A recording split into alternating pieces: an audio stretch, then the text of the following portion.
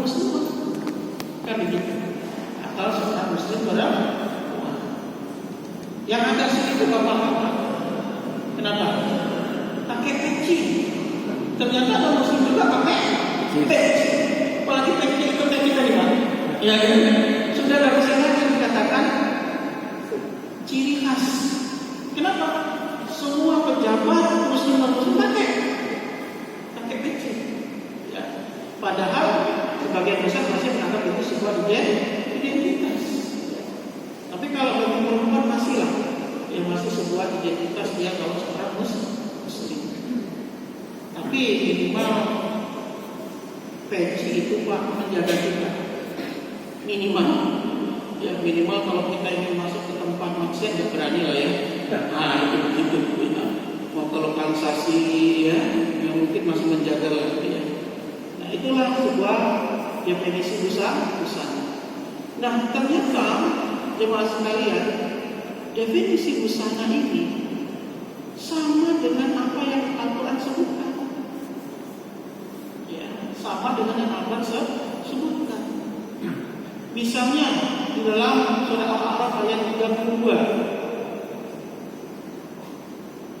Allah Subhanahu wa ta'ala berfirman, A'udzu billahi minasyaitonir rajim. Ya bani Adam qad anzalna 'alaikum libasan yuwari sawatikum wa rishan. Hai anak Adam, sesungguhnya kami telah menurunkan kepadamu pakaian. Untuk apa? Menutup auratmu dan menjadi pakaian indah untuk perhiasan. Itu sama seperti fungsi pakaian tadi. Jadi untuk apa? Menutup aurat. Dan pakaian itu untuk menjadi sebuah pakaian indah sebagai sebuah perhiasan. Dijelaskan juga dalam surah An-Nahl 81, wa ja'ala lakum sarabila taqikumul harra wa sarabila taqikum ba'sakum kadzalika yutimmu ni'matahu 'alaikum la'allakum tashkurun. Allah menjadikan pakaian bagimu untuk melindungimu dari panas. Tadi juga sama. Dan pakaian baju besi untuk melindungimu dalam peperangan. Demikianlah Allah menyempurnakan nikmatnya kepada agar kamu berserah diri. Itu fungsi pakaian di dalam Al-Quran. Menutup aurat, menjadikan perhiasan benda, melindungi dari panas. Ya, artinya cuaca. Nah, di dalam hadis disampaikan, Innallaha yuhibbu an yara athara ni'matihi 'ala 'abdihi. Dari Amr bin Su'aib, Rasulullah sallallahu alaihi wasallam bersabda, sesungguhnya Allah suka jika bekas nikmatnya terhadap hamba-Nya dilihat. Artinya Allah itu senang kalau orang itu berpakaian yang bagus.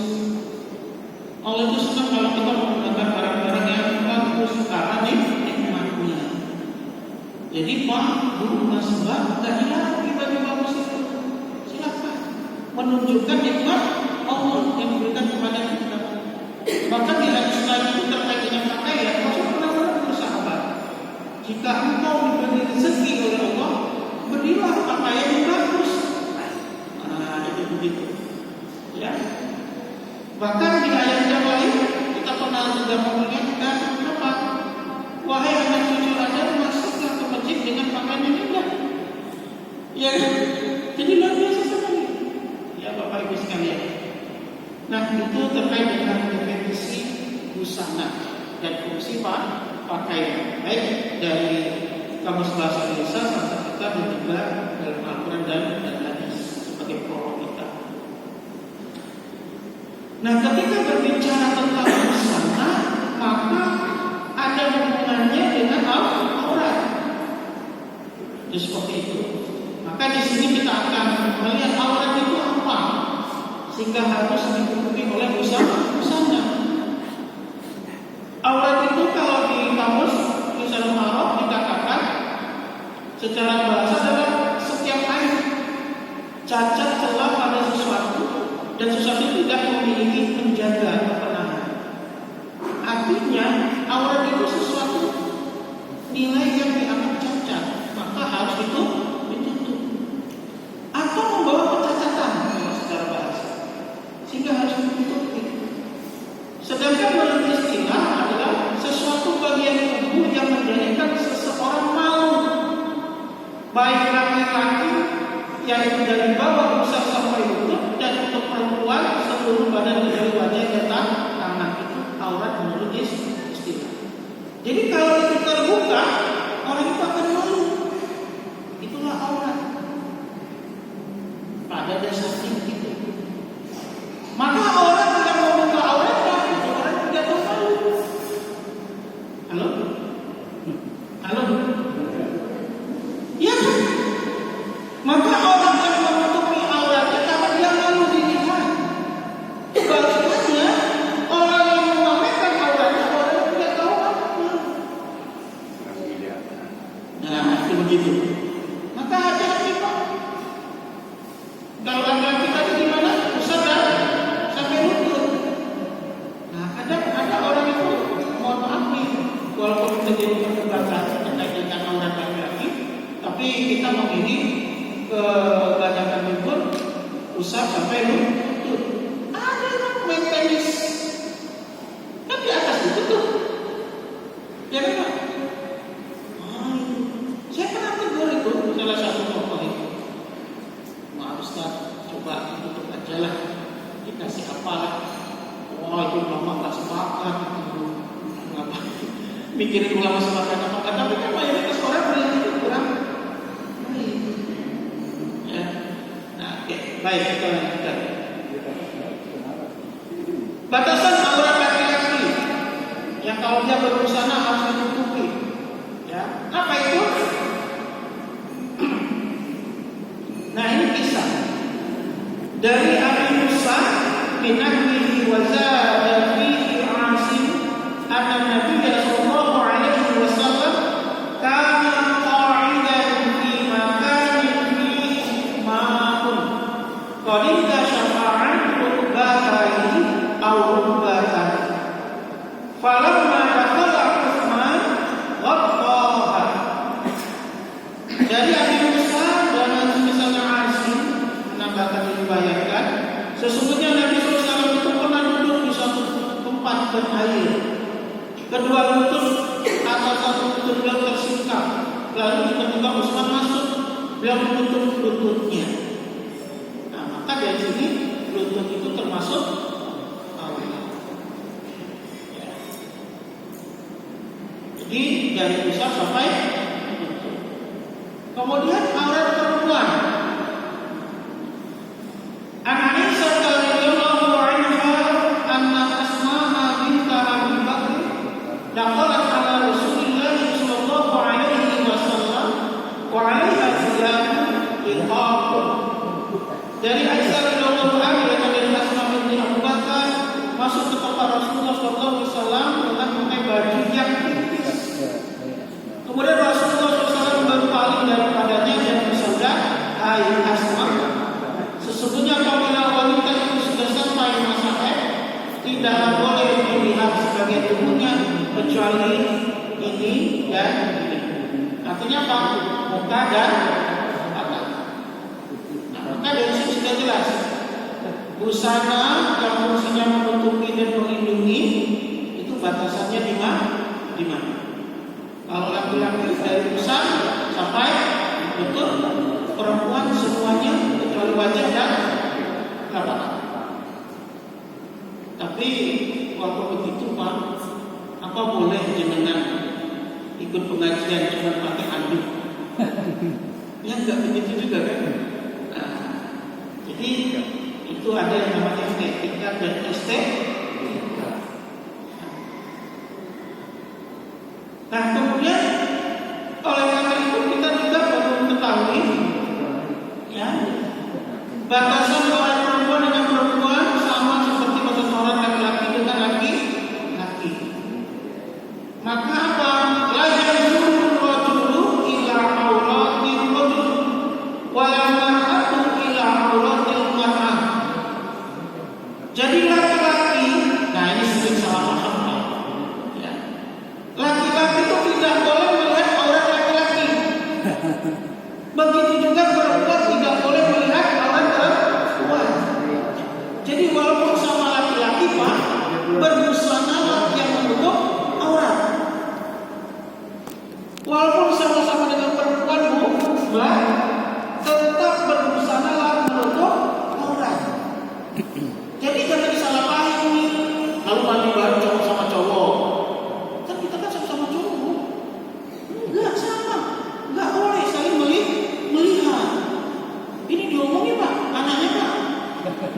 Iya. Busana itu harus menutupi aurat. Maka ketika dia membuka aurat ada batasan yang tidak juga boleh dilihat oleh sesama laki-laki atau tidak boleh juga dilihat sesama perempuan. Nah, selama ini kadang orang salah paham Pak. Cowok juga, cewek juga, nggak boleh. Sama seperti orang bertanya apa hukumnya renang. Cowok sama cowok kan? Iya. Tapi lihat bajunya Pak. Lihat bajunya Bu. Ayo. Iya kan? Nutup aurat juga. Kelihatan kan? Nah ini harus jadi catatan Pak. Yang suka hobi renang di kolam renang umum. Jangan asal sesama laki-laki. Ternyata ada batasan. Busana itu, ya, tidak boleh laki-laki melihat orang laki-laki, perempuan melihat orang perempuan meskipun gitu, tempat khusus perempuan atau tempat khusus laki. Ya.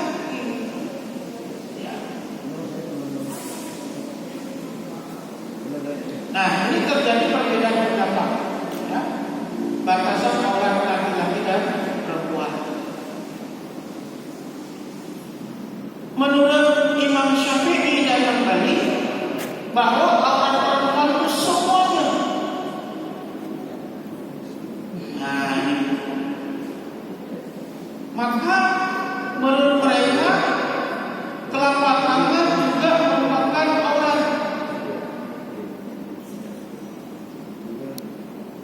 Jadi semuanya tertutup wajah dan tangan.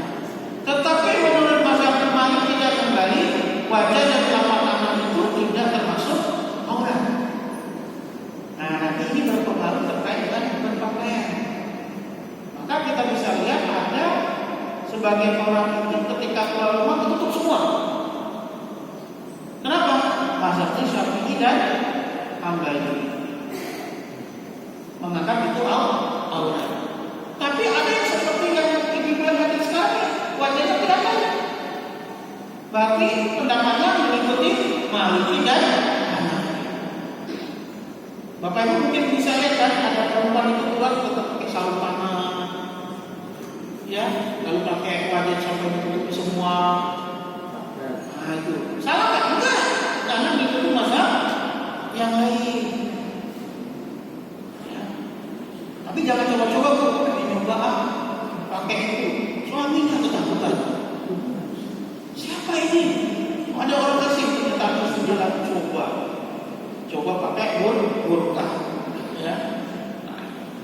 Nah, jadi nanti ketika di masyarakat kalian ada perbedaan itu memang ada. Yang tidak ada itu bukan ulama sepakat haram. Jadi jangan cari lagi Pak. Ya, yang bukan itu tidak ada. Ulama ada sepakat nggak boleh. Tadi disebutkan terkait dengan masalah perhiasan, ya. Ada khalqiyah, ada maksud. Nah, khalqiyah itu adalah kebagusan atau kecantikan yang diberikan oleh Allah sejak lahir, ya. Sedangkan tasabiyah itu adalah suatu kebagusan atau kesan yang dicari untuk mempercantik. Nah, menurut mazhabnya Syafi'i dan Hambali semua itu sama. Tidak boleh ditambah. Yang tidak boleh bilang ini menarik. Jadi di sini kita jadi tahu ketika ada orang berbusana semuanya tertutup itu menurut salah satu mazhab. Nah, kemudian ini lagi sering juga jadi pertanyaan. Apakah bahwa dagu itu termasuk aurat? Ini Pak. Kenapa Ustaz bahas khusus perempuan ini? Kalau laki-laki ditambahkan nggak apa-apa. Nah ini terjadi perdebatan. Apakah dagu ini bahwa dagu termasuk aurat? Kan ada orang laki juga pakai tutup semua tuh, seperti jenengannya tutup semua. Ada yang enggak kan? Jilbabnya cuma sampai sini, ini yang kelihatan. Ada yang tutup semua sampai sini, sehingga yang dilihat cuma ini toh, ya kan? Nah itu terjadi perselisihan di kalangan ulama. Apakah bahwa dagu termasuk bagian wajah atau bukan? Ya. Nah, maka yang dipilih oleh majelis kaji adalah bahwa dikemukakan oleh Muhammad Abdurrahman Abdul Munim ya dalam rumah ya Mu'jam al-Mutashollah dikatakan bahwa makna dagu dan batas wajahnya adalah tempat bentuknya dua lingkar jenggot yang berada di bawah wajah, serta dikemukakan pada sesuatu yang menjadi tempat tubuhnya rambut jenggot. Oleh karena itu pakainya dagu adalah sampai batas tubuhnya rambut suara di bawah wajah. Jadi bawah dagu itu bukan termasuk aurat. Jadi yang di bawah sini ini bukan termasuk aurat. Tetapi ada ulama yang menyatakan itu aurat. Nah itu perbedaan pendapat. Tapi kalau kita tanya bagaimana Muhammadiyah menyatakan itu bukan aurat. Nah sehingga itu tidak bisa saling menyalahkan. Ya, ada yang sampai ditutup banget sampai sini. Karena itu dianggap aurat bukan wajah. Ya, kalau wajah cuma sampai sini. Nah, tetapi ada yang mengatakan sini juga termasuk bagian wajah, maka boleh terlihat. Kenapa? Ada jenggotnya. Karena itu jenggot, maka itu bagian wajah. Nah, itu begitu. Bisa dipahami ya Pak? Nah, kalau bapak sama, perempuan Pak menjadi perselisihan pendapat apakah ini termasuk aurat atau bukan. Kalau leher itu aurat. Tapi yang di bawah dagu itu menjadi perselisihan dan Muhammadiyah memilih pendapat yang itu bukan aurat. Jadi kalau ibu-ibu pakai jilbab, ini masa saya pakai jilbab ya? Bisa sampai segini nih, Pak dagunya agak tutup tuh.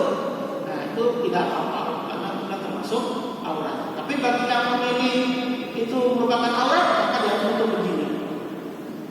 Nanti berefek kepada wudu. Kalau dia memilih bagian bawah dagu itu adalah aurat, maka wajahnya cuma sampai sini. Dia berwudu cuma sampai sini. Tapi kalau yang dia menganggap itu bukan aurat, maka dia berwudu sampai bawah sini. Karena itu dianggap bagian wajah. Bisa dipahami? Nah, kalau saya memilih sepakat yang sudah disebutkan Muhammadiyah bukan wajah. Kenapa? Ada hadis lain. Bagi yang mempunyai jenggot maka menilai jenggot. Nah, itu kan di bawah dagu. Apa jenggot di atas dagu? Kacang. Di bawah dagu. Nah, itu begitu. Bapak Ibu ya. Bingung? Bagus. Bagi mikir. Itu ya. Nah, ketika berbusana juga ada tuntunan Bapak Ibu sekalian. Nah, ini juga harus diperhatikan. Terutama orang tua untuk anaknya dan Anda semua, khususnya kaum putri untuk dirinya, bahwa apa? Aku membaikmu untuk tidak berbuat syirik kepada Allah, tidak mencuri, tidak membunuh anakmu, tidak membuat fitnah, kemudian palsu, tidak merapat, tidak bertabarruj seperti wanita jahiliyah terdahulu. Nah, jadi Rasulullah itu menyampaikan bahwa tabarruj itu merupakan salah satu bagian cara busana yang dilarang. Apa itu tabarruj? Tabarruj itu berlebih-lebihan sehingga menarik perhatian orang untuk melihat. Beda dengan kholwat. Gimana? Beda dengan kholwat. Kholwat itu bercampur. Kalau tabarruj itu adalah berhias, berpakaian berlebih-lebihan. Contohnya apa? Misalnya ini mohon maaf ya, Indonesia ini pusatnya fashion. Itu kalau pakai itu kadang berlapis-lapis ya. Bahkan ditambahin tumbuhan, buah-buahan. Iya kan? Halo? Betul nggak? Itu tabarruj bukan. Fungsinya apa? Kan untuk menarik perhatian orang. Maka ketika kita berpakaian, khususnya perempuan, karena berkaitan dengan busana perempuan, tidak boleh berlebih-lebihan, sehingga ianya memang menarik perhatian orang.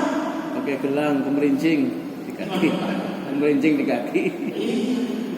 Nah ini hati-hati, ya yang perempuan khususnya berhijab biasa saja seperti yang saya sekarang nggak ada yang tabarus, ya. Saya tuh paling sering lihat tabarus itu ketika wisuda. Yang kedua hari raya. Nah itu sering kita lihat orang tabarus itu berlebih-lebihan.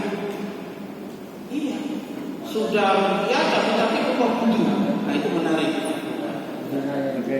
Jadi silakan berusaha menutup aurat, ya, tampil dengan yang bagus, tapi jangan berlebih-lebihan sehingga memancing perhatian orang.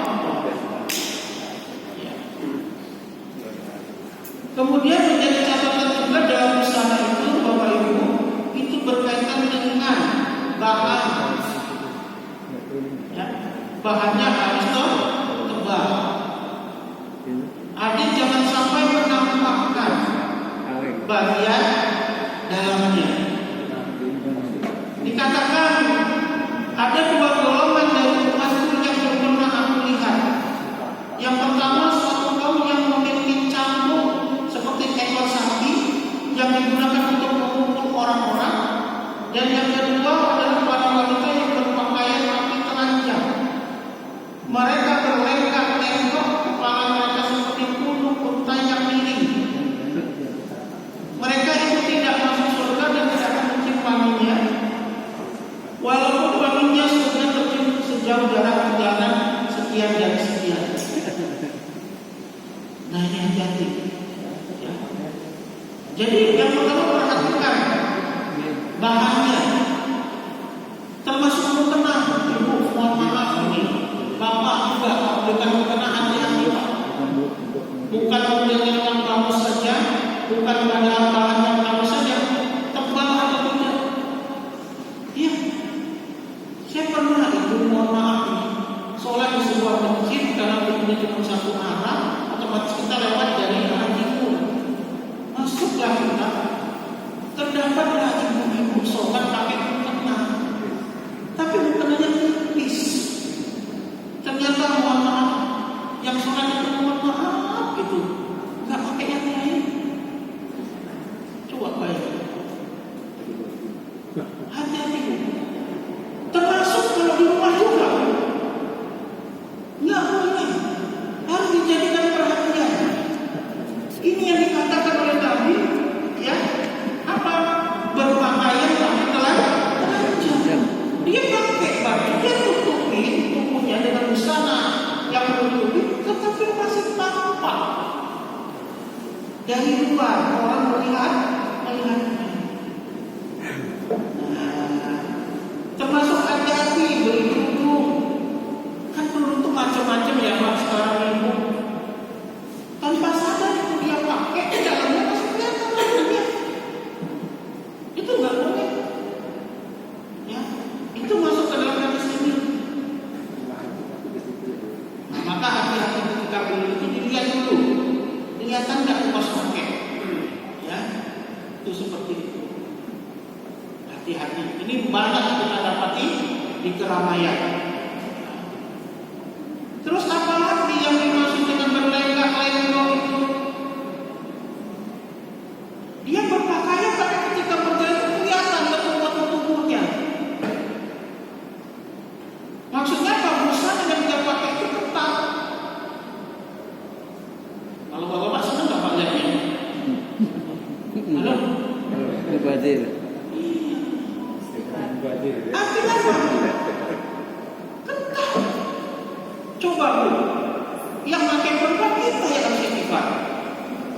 Iya kan? Nunduk terus dulu.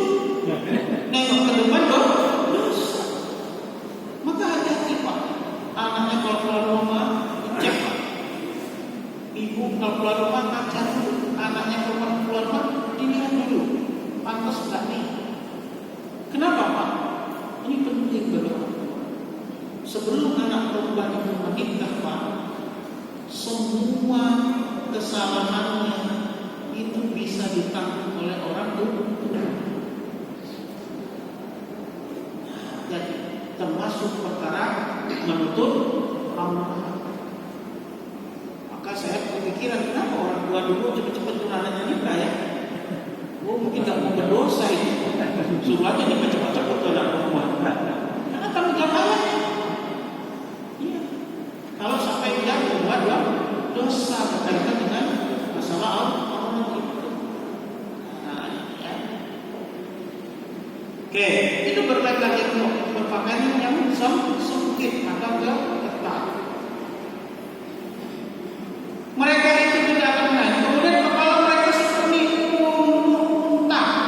Apa maksud unta? Perempuan pakai jilbab tapi ditambahin.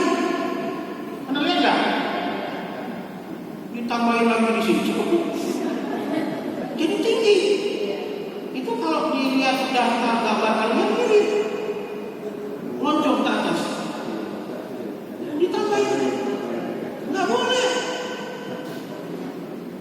Nah, itu seperti perempuan. Karena perempuan itu bentuknya.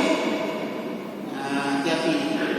Jadi kalau di sini ada nggak contoh perempuan? Nggak ada ya. Tinggal tunggu lagi kontak aja. Jadi hati-hati Pak. Ketika anaknya keluar, sini. Kok kepalamu membesar? Ini kan kepalanya. Loh kok lembut? Apa ini? Keluarkan.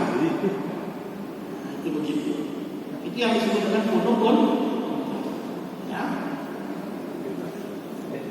Kalau yang itu Ustaz Pak, Yang poin 1 suatu kaum yang memiliki cambuk seperti ekor sapi itu maksudnya gimana?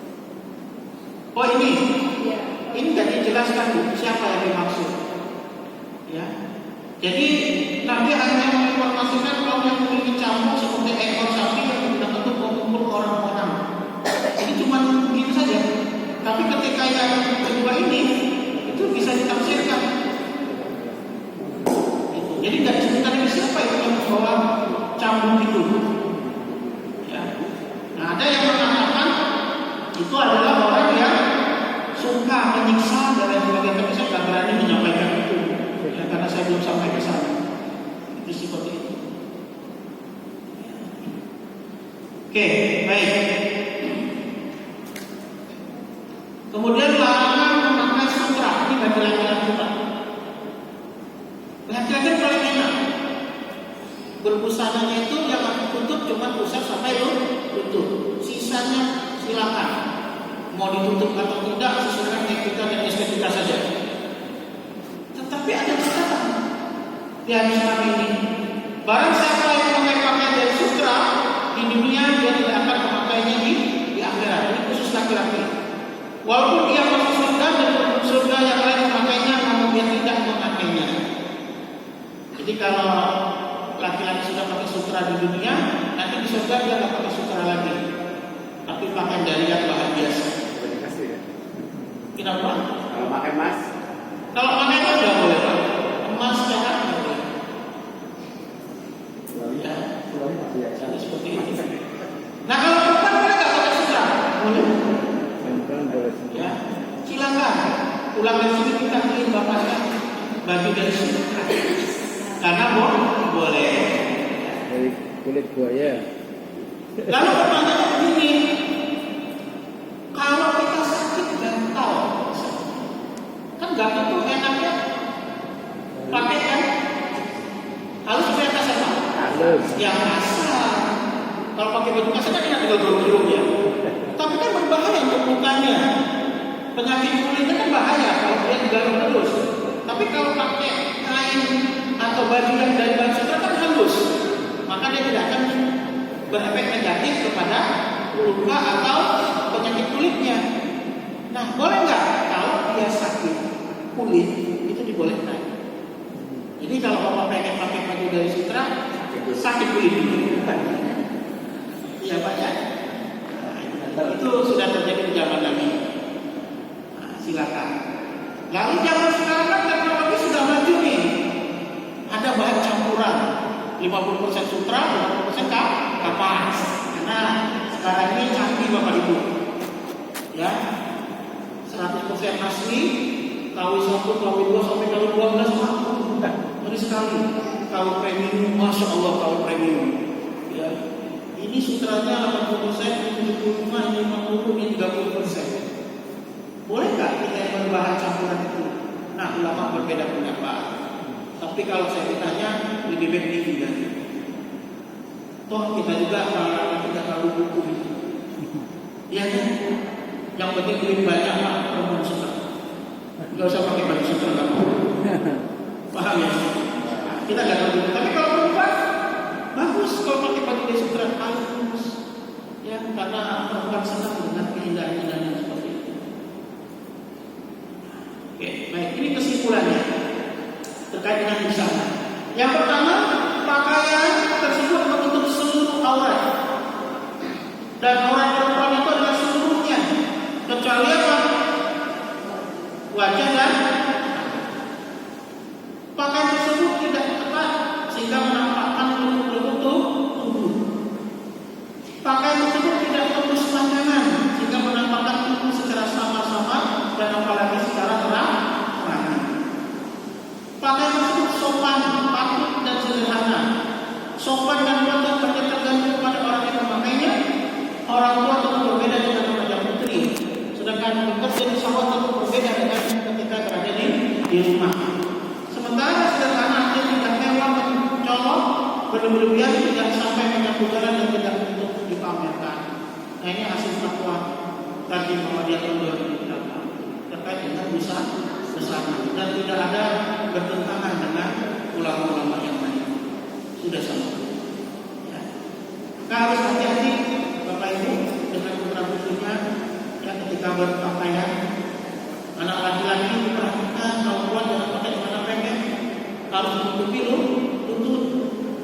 Ya, jangan biarkan dia pakai celana SMP-nya itu kelihatan Pak. Nanti yang ngaku orang tua juga. Apalagi para perempuan, kalau dia keluar rumah perhatikan auratnya, perhatikan gaya jilbabnya, perhatikan juga bajunya seperti apa. Kalau nggak sanggup segera nikahkan saja. Nah, ini istilah-istilah ada khimar, ada jilbab, ya, ada hijab, ya, kerudung, ya, itu apa? Lihat saja sendiri gambarnya. Kain yang menutupi sampai jilbab itu baju yang menutupi dari atas sampai bawah. Hijab itu adalah pembatas otot kaki. Nah, ini contoh pakaian atau busana muslimah. Pakaian di kepalanya, kerudungnya tidak ada gunung-gunungnya. Kerudungnya tidak tipis atau transparan, kemudian menutupi dada. Pakaiannya tidak tipis atau transparan, sudah nampak lebih tubuhnya, tidak tertutup, tidak tipis, bahannya lembab. Tangannya menutupi lengan. Jadi jangan sampai mohon maaf, Pak, ini kadang orang pakai jilbab tapi bajunya cuma sampai di sini. Ada kan? Sekarang udah canggih-canggih kok orang pakai baju cuma sampai sini. Ya, sini kan enggak. Nah, itu enggak boleh. Ya. Pakainya tidak ketat sehingga nampak menutup. Nah, jadi silakan nanti pulang dari sini Bapak Ibu panggil anak-anaknya, baik yang laki-laki maupun yang perempuan.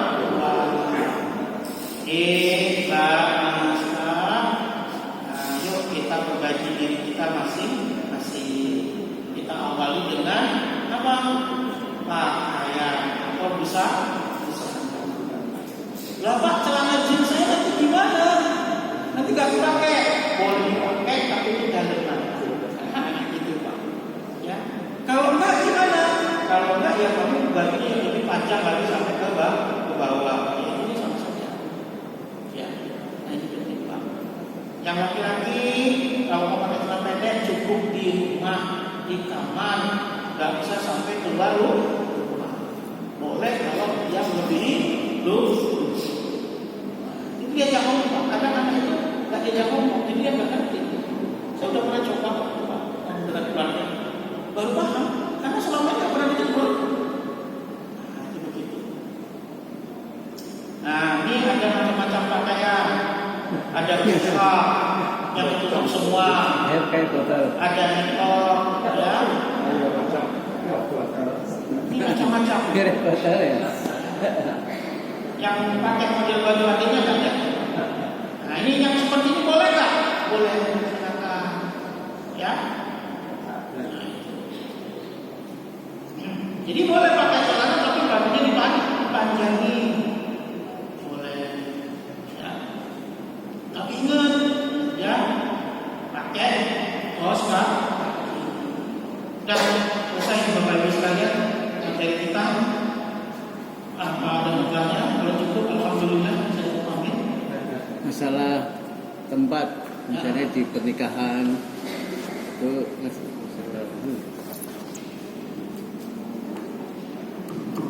masalah tempat ketika di pernikahan apakah sebaiknya menjadi satu. Yang kedua, ketika dalam pernikahan juga biasanya di dalam walimah itu ada nyanyi, itu juga pakaiannya masih. Ini pertanyaannya sudah berkaitan dengan walimah musim hujan ya. Jadi bagaimana ketika dalam walimah itu?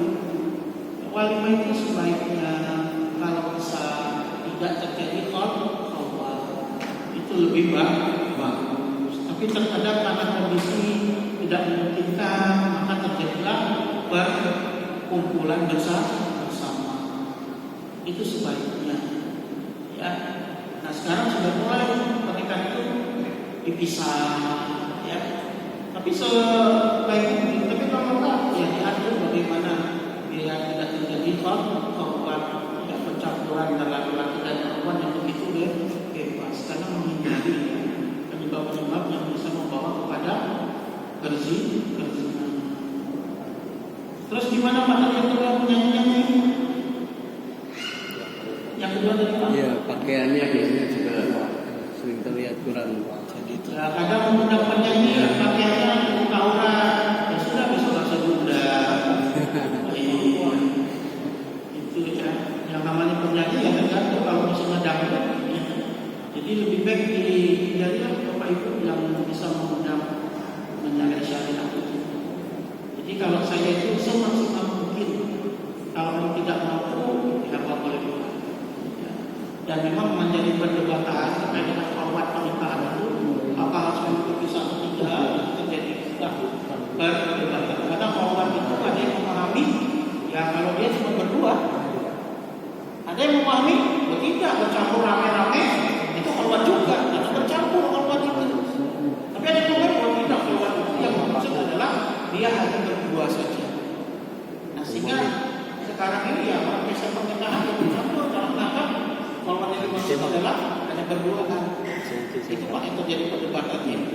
Mungkin juga perlu ada tema khusus tentang musik. Tema khusus tentang musik kalau yang akan datang dengan bisa membahas.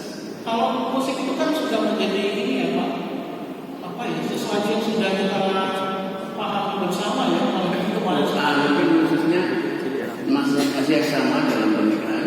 Kita sering mendengar musik terlalu keras sehingga seperti apa gitu loh. Jadi kita pun di situ nggak nyaman. Gimana itu? Jadi keras banget. Allah nanti panitia itu Pak ya. Kita datang panitia. Iya. Karena masalah musik sudah viral juga, sudah dibahas di berbagai macam tempat ya. Silakan panitia. Ada lagi? Ya, Pak.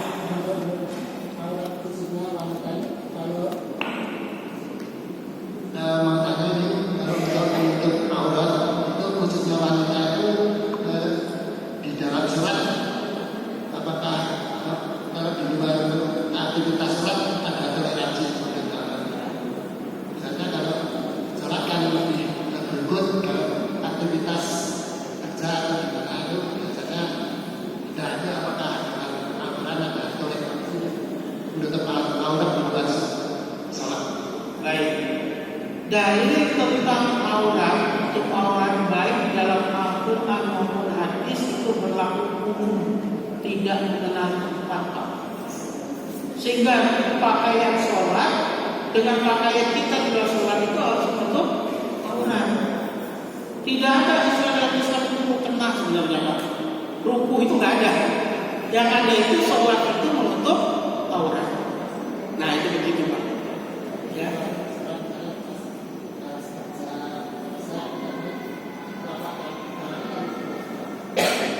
Oh, misalnya bekerja. Sebenarnya kalau kita bekerja itu ada Pak, namanya apa? Mindset ya. Mindset. baik Pak. Sehingga kalau dia kerja misalnya pabrik atau apa, dia bisa misalnya pakai baju tidak bisa terlalu panjang kan, bisa nyangkut atau apa, dan dia bisa ganti dengan handset itu Pak. Apa Bu namanya Bu? Manset itu Pak. Sehingga dia nggak harus itu Pak. Sehingga pas dia angkat itu bisa tetap memenuhi outletnya. Kalau laki-laki kalau di sawah itu kebanyakan pakai celana pendek. Iya, kalau saya lihat, mohon maaf Pak, kalau kita di kebun di sawah itu kan sebenarnya Indonesia itu sudah terbiasa pakai celana yang singkat sampai betis ya Pak, sampai mana. Nah kalau kita mau sampai di atas paha, ya kalau pemahaman kita itu ukuran. Saya kira nggak terganggu sih Pak, kalau ke sawah itu kita pakai sampai di sini, nggak mengganggu, nyangkul, ya kan? Nah jadi saya kira diturunkan lagi saja celananya. Nah itu malah lebih bagus Pak kalau di sawah itu sampai sini. Kalau sampai sini nanti masuk semua lumpurnya Pak. Iya. Jadi dipanjangin dikit lagi aja. Ya jadi begini, pakaian itu tidak ada kekhususan pemula, dia berlaku umum. Sehingga ketika kita berada di posisi yang itu mungkin terganggu kalau baru kita sininya lebar. Ketika bekerja itu akan nyangkut, mengganggu aktivitas, maka bisa diakali dengan pakai handset tadi, ya, sehingga yang banyak-banyak itu bisa diukur. Nah, itu seperti di pabrik Pak, kita kasih solusi begitu, ya, sehingga tidak mengganggu pekerjaan, ya. Gitu, Ibu, cukup ya.